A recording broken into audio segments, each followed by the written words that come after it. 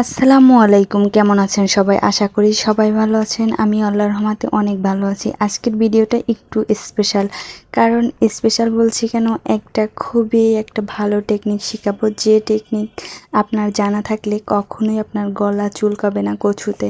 বিভিন্ন ধরনের কচু আছে, আপনি যে কোনো কচু এই নিয়মে সেদ্ধ করলে আপনার কখনোই গলা চুলকাবে না। আপনি যখন সেদ্ধ করবেন 2-1টা পাতা এভাবে ছিঁড়ে কচুতে দিয়ে সেদ্ধ করবেন, দেখবেন কখনোই গলা চুলকাবে না।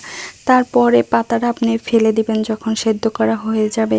এই যেমন আমি আজকে কচু রান্না করব চিংড়ি মাছ দিয়ে। আমি প্রথমে সব কিছু কষিয়ে নিয়েছি, তারপর আমার সেদ্ধ করা কচুটা আমি দিয়েছি। তারপর আপনি এইতে সামান্য পরিমাণ একটু মরিচ, কাঁচামরিচ দিতে পারেন। তারপরে আরেকটা খুব ভালো টেকনিক হয়েছে, আপনি সামান্য পরিমাণ একটু খুবই কম পরিমাণ আপনি তেঁতুল দিবেন। বেশি দিলে হয়তো বা টক লাগতে পারে, তাই আমি যেমন দিয়েছি খুবই কম দিয়েছি। আর এইটা হয়েছে দ্বিতীয় টেকনিক, আপনি এই তেঁতুল দিয়ে রান্না করলেও কখনোই গলা চুলকাবে না। আর আগে আমি এটা জানতাম না, আমি জেনেছি আমার আপুর থেকে। এরপর থেকে আমি যখনই কচু রান্না করি আমার কখনোই গলা চুলকায় না। আর আপনি যদি আগে জেনে থাকেন তবে তো খুবই ভালো, আর না জেনে থাকলে আপনি একবার হলেও ট্রাই করবেন, দেখবেন আপনার কখনোই কচুতে গলা চুলকাবে না, সেটা যে কোনো কচু হোক। আমার ভিডিওটা ভালো লাগলে অবশ্যই কমেন্ট করে জানাবেন। আল্লাহ হাফেজ।